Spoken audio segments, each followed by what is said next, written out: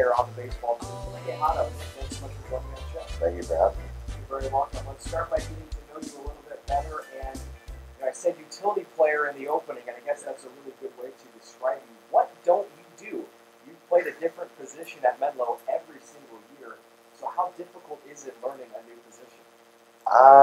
I would say it's not as bad as you think. Growing up, I played pretty much every position. I guess what I don't do is I don't pitch. Even though I've begged Jake many times this year. I don't know. You just in practice, you tend to learn other positions by coaches going over with other guys, and I just knew that wherever I have to play, wherever they're going to put me, I'm going to have to know. So, and playing like the outfield, it comes easier than having to take ground balls. There's no bat hops anymore. So, theoretically, yeah, I can still mess it up sometimes, but it wasn't as hard as you think. So you were an infielder in year one. I'm trying to follow on this because I've been here with you the whole time. You played infield year one. You were at third base. Right? Third base. Then you made the transition to second base. Then center field. Now you're playing left field and catching. Part time, a little bit. Beginning of the year, you were slated to be a catcher. Right. So with senior day coming up this weekend, is there going to be 9 positions in 9 innings? Earlier in the year, Jake and I did talk about that, and I think we agreed on that. But coming down to the wire, we have to win some ball games. So I would hope that it happens, but if it doesn't, I understand. Let's see how the game is going. Exactly. Your game has also adapted quite a bit. Your freshman year, you were second in the NAIA West group in stolen bases with like 18 or 19. And then you started hitting some home runs after that, and now you're a leadoff hitter. Again, I have to ask, how does this happen? I think if you look at the freshman year team, we didn't have the power that we do now. We had to generate runs in different ways, so stealing bags was something that I had to do to help score runs. Then going into like last year, I hit leadoff in front of Max Dudo and Lucas Urseg, so it didn't make a lot of sense to risk me getting thrown out if this guy's going to leave the yard at any time. And then this year, it's kind of the same deal. So it's not really a huge part of our program. We like to drive the ball over the fence. So stealing bases really doesn't do much for me anymore. Sadly, as much as I like doing it, we can score runs. Now, you've also taken a beating during your time here at Menlo. You've had a few severe injuries during 4 years, yet here you are still on the field. How do you manage to stay productive? Well, I guess I have to thank Rob Delnoki, our trainer, because he's helped me come back from every single one. I would say what helps me stay productive is when you're injured and you're not playing, it is the most boring thing in the world. So you're just itching to get back on the field. I know I was driving myself crazy. So whenever my opportunity was going to come back, I knew I was going to do something about it. So, and you got to make the most of your opportunities. Now let's talk about the team a little bit. The Biola series was a big one for several reasons. You guys took game 1 in convincing fashion before falling in the final 2 games of the series.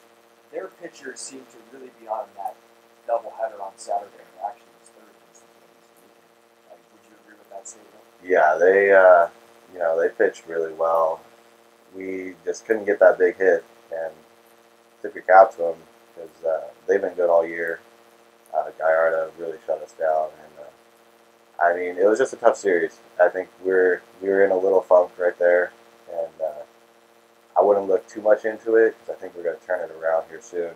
But they pitched really well, and we didn't hit, so it wasn't a good combination. Well, you guys are sitting just a game and a half back in the top spot in the conference, even though you're sitting in 4th, so you're still in pretty good shape with a couple of series left. But you kind of hit on this already. You think you guys are going to turn out of the lull here.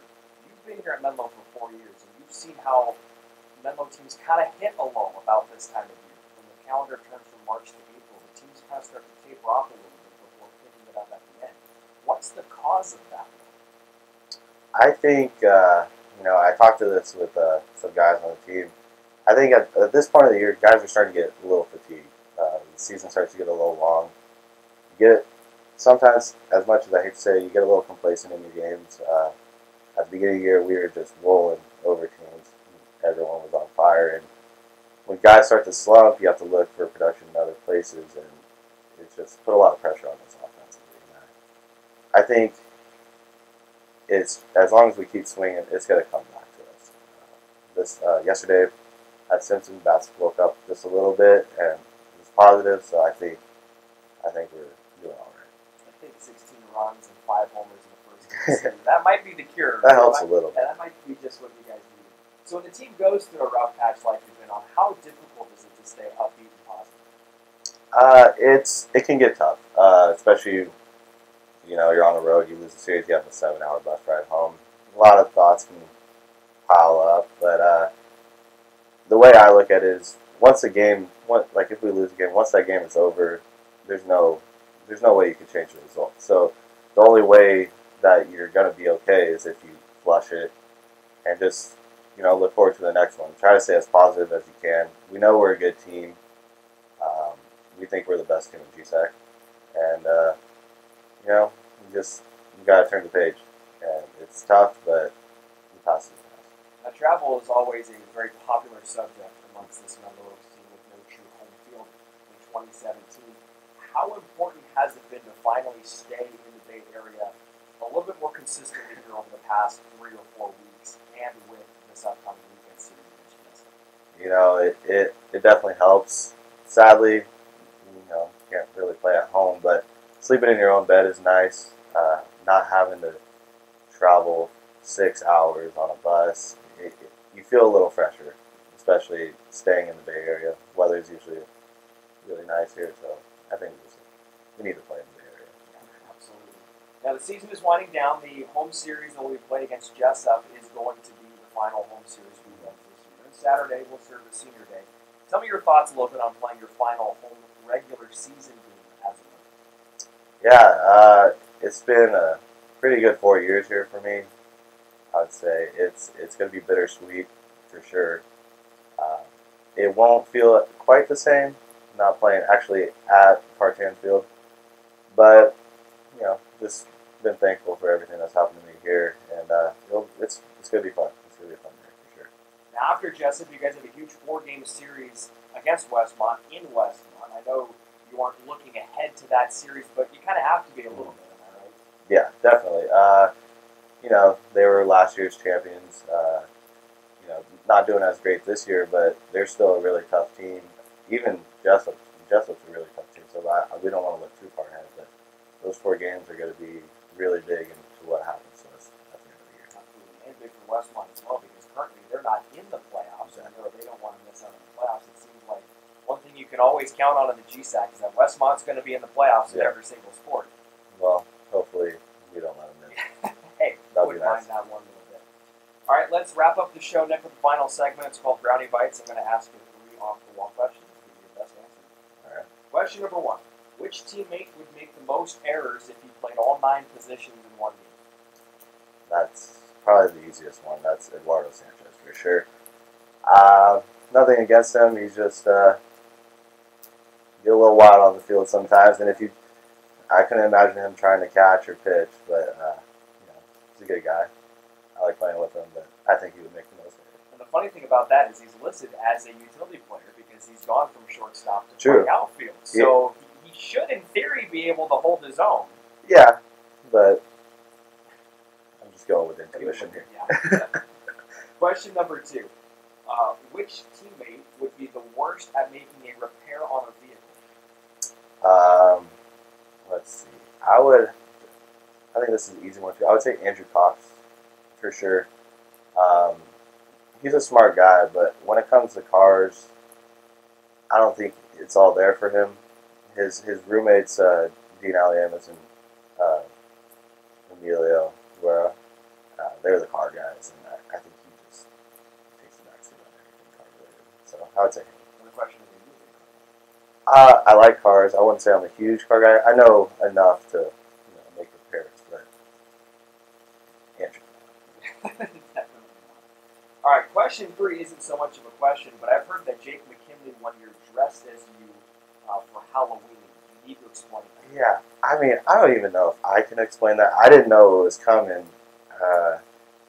I don't know if he's a big fan of mine or what, but you know, it was pretty funny. He dressed up as my jersey. He even took it at bat in the game where he hit just like me.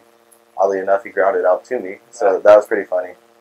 But Jake and I always go back and forth talking smack, so I probably had it coming to get made fun of. So it was fun. I liked it. Was there a bird mask involved in this? Yeah. What's there the story was. behind that? Well, you know the whole bird vernacular in our program, I guess, and he thinks I'm a bird. I think he's a bird. I think he should have dressed up as Big Bird, because that's what I call him. So it was just a shot at me, calling me, saying I'm a little birdie, but it was a pretty good compliment. Yeah, and the batting stance was on point, so it was nice. Nick, thanks so much for joining me on the show. Thank you for having me. And fans, don't forget, this is the final home series of the year for Menlo College baseball. They will be taking on William Jessup on Friday and Saturday. Again, what I'm about to tell you is tentative, so you might want to stay tuned to MenloAthletics.com to figure out where they're actually going to be playing. But as of the filming of this episode, on Friday it will be a 3 o'clock start time at Menlo High, single game against Jessup. And then Saturday's doubleheader will serve as senior day, and it will be at Laney College in Oakland, California. It's just off the 880 north or south, depending on which side you're coming from. Senior day festivities will be taking place in between ball games, and we will, of course, be streaming the games live on the Menlo College Sports Network. We invite you to tune in to next week's show. Nick Quejado will pick the final interviewee for the 27th season of Unrooted Baseball Edition. I'm Brian Brownfield. Thanks so much for tuning in, and we'll see you next week. Well, I say, hey.